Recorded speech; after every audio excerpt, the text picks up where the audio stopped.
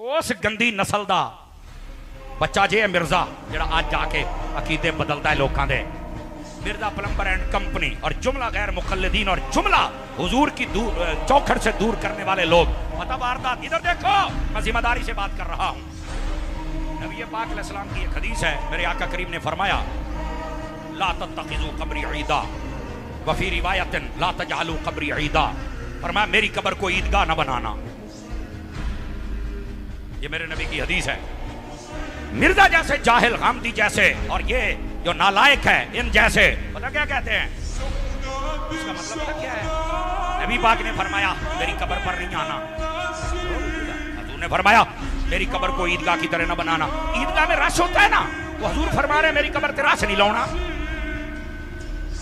یہ تمہیں کس نے کہا؟ اردو پڑھو گے نا تو یوں ہی تمہارا بیڑا غرق ہوگا.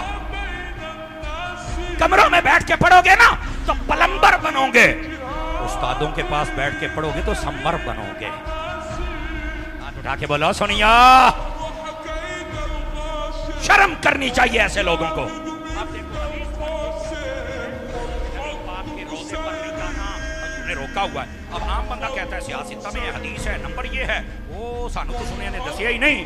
میں کیا سنی اتنا کمینہ ہے ہی نہیں کہ یہ ترجمہ کر کے تمہیں نبی کے روضے سے دور کر دے.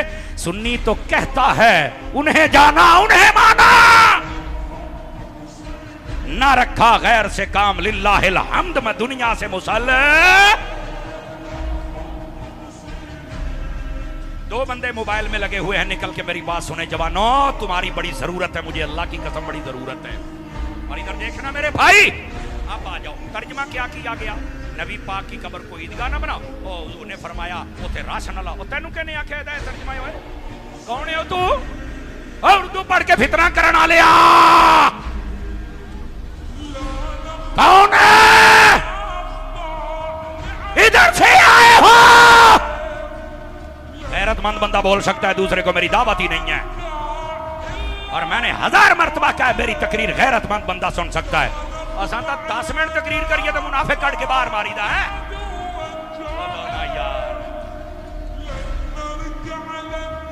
یہ منٹ بجدا ہے. علامہ صاحب جو جاگ رہا ہے سبحان اللہ فرمائے. میں حدیث سمجھا رہا ہوں. واردات دیکھو ڈالی جا رہی ہے کہ نبی پاک نے فرمایا میری قبر پر رش نہ لگانا، روضے پر رش نہ لگانا. کیسے نہیں؟ اور یہ انٹرنیٹ پر بھی لکھو گے تو ترجمہ پتہ کیا کیا ہے؟ حضور نے فرمایا میری قبر پہ میلہ نہ لانا. یار یہاں عید کا لفظ ہے، میلے کا تو لفظ نہیں ہے. شرم کرو، اتنی خیانت اتنی غداری اچھی نہیں. جس کو مسلک کا فکر ہے وہ بولے.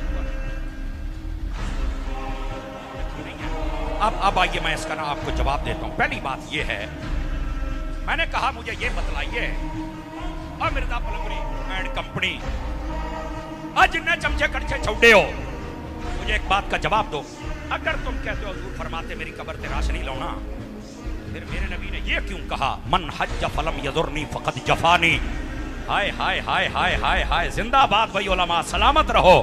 دل خوش کر چھڑیا جی اللہ دی قسمیں. ترجمہ سن کے دیکھے تو انوچا سمجھی. حضور نے فرمایا جس نے حج کیا اور بعد میں میرے روضے پر مجھے ملنے نہیں آیا وہ بے وفا ہے. حضرت صاحب اس بات کو سمجھو، میں بتا رہا ہوں. اگر کوئی یہ کہے کہ نبی پاک دے روضے تے رش نہیں لانا، ہو ظالمو. غیرت مند بندہ میرا ساتھ دے سکتا ہے، غیرت مندوں سے تقریر کرنے آتا ہوں.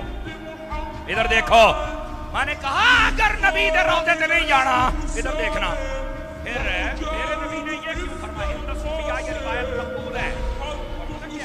میرے آقا کریم نے فرمایا جو بندہ ادھر سنیا جی، او بھائی ادھر گل بڑی ٹاپ، جو بندہ میری مسجد نبوی میں، میری مسجد میں 40 نمازیں پڑھ لے، اس پر میری شفاعت واجب ہے.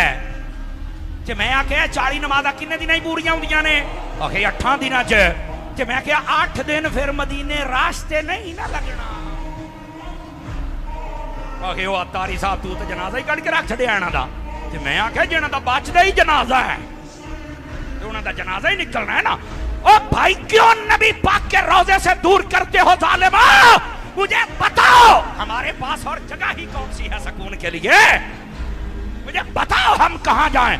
اور ادھر دیکھنا اللہ کی قسم ہے ترجمہ اب میں بتانے لگا ہوں کہ اس حدیث کا پھر مطلب کیا ہے. میں نے بتایا لوگ واردات کیسے کرتے ہیں, پتہ کیا کہتے ہیں, او جی نبی پاک کے روزے پہ رش نہیں لگانا. میں نے کہا میں چیلنج کرتا ہوں یہ ترجمہ کرنے والوں کے کسی میں دم ہو تو بتاؤ یہ ترجمہ نہیں ہے. نہیں آ رہی آواز, نہیں آ رہی, مجھے سٹیج سے بھی چاہیے. سڑکاں تے ٹک لگے پیسی پھلاں دے. میں آخیا انہیں شہر کراس کر کے جاواں تے اگے بھی حضور دی امت دے پھول ہی لبن تے سواد آوندا ہے نا. میں آپ تے راضی ہاں یار, تواڈے سٹیج تو لے کے آخری بندے تک میں کوئی سڑیل بندہ ہجے کوئی نہیں جے میری نہیں نظر پئی.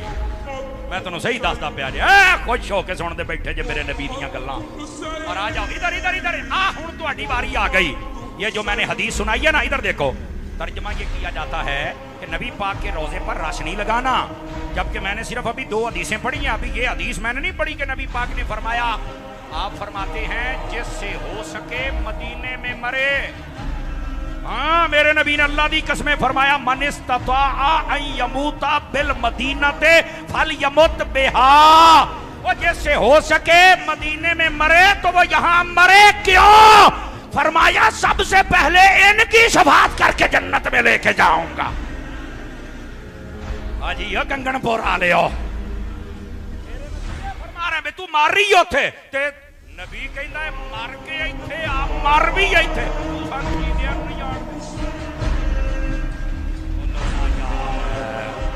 سنی بڑھ سنی یہ سمجھن آیا اللہ دی قسمیں کو 2 نمبر بندہ بیٹھا یا سیٹ ہو کے نہ جاوے تو مڑ اتاری دی تقریر تے نہ ہوئی. سمجھو حقیقت کیا. اور ادھر دیکھو آپ میں ترجمہ کرنے لگا, آپ کو وجد آنا چاہیے. اور میں نے جہاں جہاں بیان کیا محفل کا رنگ بدلا ہے. اور ادھر دیکھو گرامی قدر حضرات, اس کا یہ مطلب نہیں ہے کہ میرے نبی نے فرمایا کہ میری قبر پر رش نہ لگانا.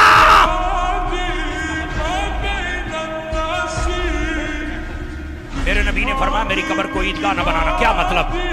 ترجمہ پہلا سنی, 2 ترجمے نے پہلا سن. اس کا پہلا ترجمہ یہ ہے, فرمایا لوگوں میری قبر کو عیدگاہ کی طرح نہ بنا لینا. عیدگاہ میں تم 2 مرتبہ جاتے ہو, اس کے بعد تم نہیں جاتے ہو.